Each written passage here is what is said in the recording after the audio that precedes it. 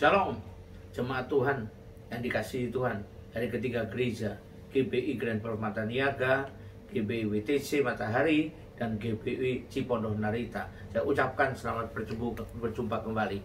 Memang beberapa waktu kita tidak pernah bertemu karena keadaan yang sedang kita hadapi.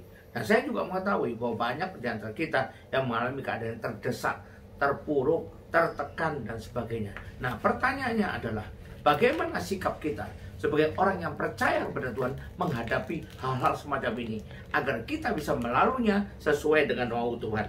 Nah, dalam kesesakan ini perlu kita ingat ya, yang pertama kita tahu bahwa hidup ini memang tidak bisa ditentukan, tidak bisa diramalkan. Kadang-kadang tiba-tiba aja terjadi sesuatu yang menekan kita. Ada kalanya naik, tapi ada kalanya juga turun. Dan ada kalanya enak, ada kalanya sangat tidak enak. Ada kalanya menguntungkan, ada kalanya sangat tidak menguntungkan. Dan seperti saat ini kelihatannya sangat tidak enak, sangat tidak menguntungkan, sangat menekan, dan sangat menurun katanya. Nah, langit sepertinya tertutup. Apa yang mau kita lakukan bingung, apa yang harus kita lakukan. Kita merasa tertekan, kita merasa tidak ada harapan dan sebagainya. Sehingga banyak yang lalu mempertanyakan, di manakah Tuhan itu kalau begini nih?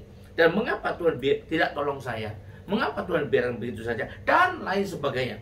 Tetapi saya mau ingat, walaupun demikian, tapi kita harus jaga. Karena biasanya di saat-saat demikian, maka banyak juga orang yang imannya menjadi pudar.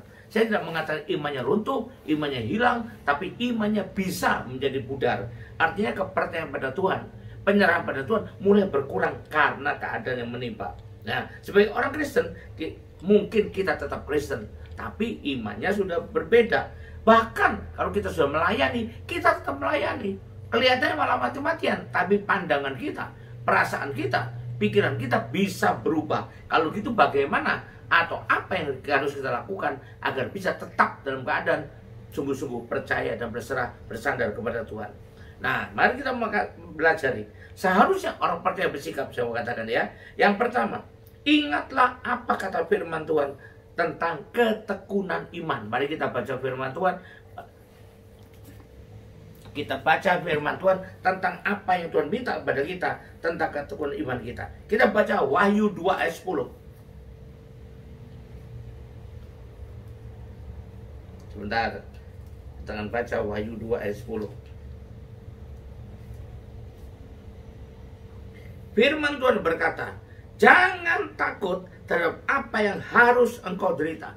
Harus engkau derita. Berarti tidak bisa keluar kita kalau bukan kehendak Tuhan. Kalau belum waktunya Tuhan. Itulah harus kita derita ya. Tapi jangan takut kata firman Tuhan.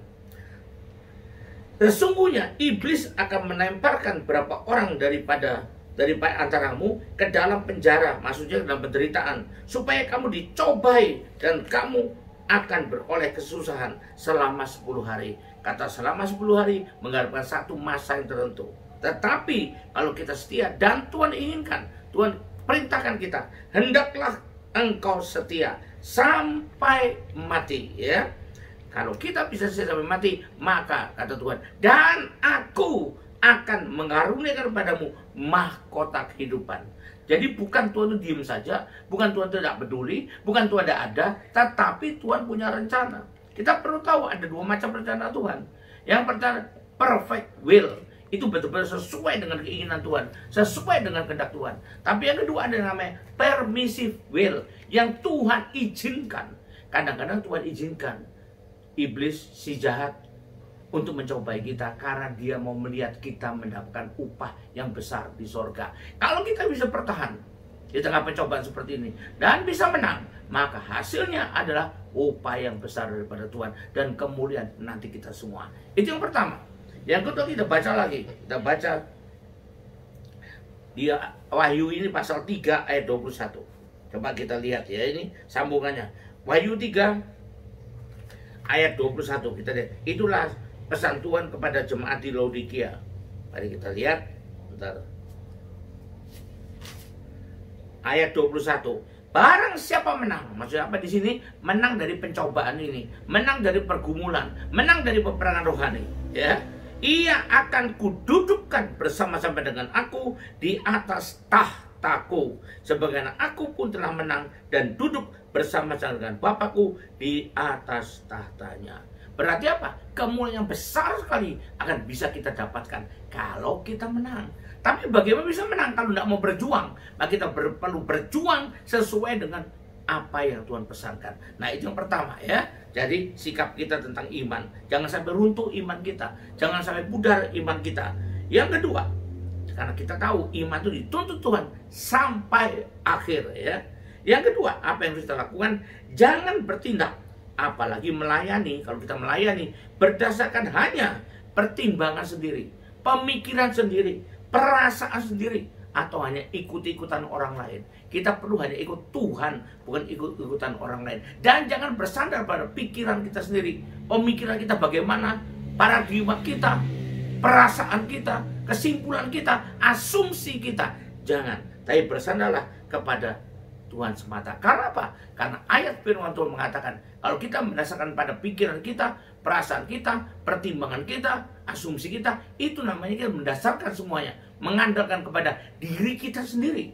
Bahkan kalaupun pikiran kita demikian cerdasnya, pertimbangan kita menurut kita begitu hebatnya, tapi itu juga berarti mengandalkan kekuatan kita. Mari kita baca di Yeremia 17 ayat 5. Apa akibatnya kalau ini kita lakukan? Walaupun mungkin kita bisa berpendapat ini yang paling baik, itu yang paling baik. Orang lain bilang, wah dia pilih yang paling baik. Perasaan kita ini yang paling benar. Tapi kalau tidak sesuai dengan firman Tuhan, maka kita hanya mengandalkan dan mendasarkan hanya pada pikiran dan perasaan kita sendiri yang merupakan mungkin kekuatan kita. Karena kita punya bekal di sana. Mari kita baca Yeremia 17 ayat 5. Apa kata firman Tuhan? Kita lihat ya. Yeremia 17 ayat 5 mengatakan, beginilah firman Tuhan ya.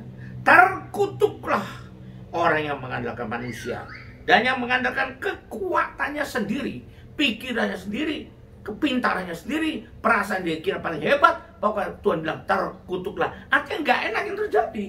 Kita pikir itu paling baik, tapi ternyata kita tidak tahu itu kan mendatangkan yang tidak enak pada kita ya. Karena ini hatinya menjauh daripada Tuhan. Jadi perlu kita perhatikan, jangan mendasarkan semuanya pada asumsi sendiri. Walaupun kita bisa bilang orang-orang bilang begitu kok. Nah, ini orang, bukan Tuhan yang bilang. Biarlah orang boleh berkata, kita tidak mengkritik orang, kita tidak membenci orang, tapi kita cari apa yang Tuhan inginkan dalam diri kita atas dasar kita mengandalkan Tuhan ya. Itu yang pertama di sini. Yang kedua, kita bisa baca di Amsal 16 ayat 9. Kita baca firman Tuhan yang tertulis di kitab Amsal 16 ayat ke-9. Firman Tuhan mengatakan dengan jelas di sini. Ya, kita lihat di sini ya. Amsal 16 ayat yang ke-9. Sebentar. Amsal 16 ayat ke-9.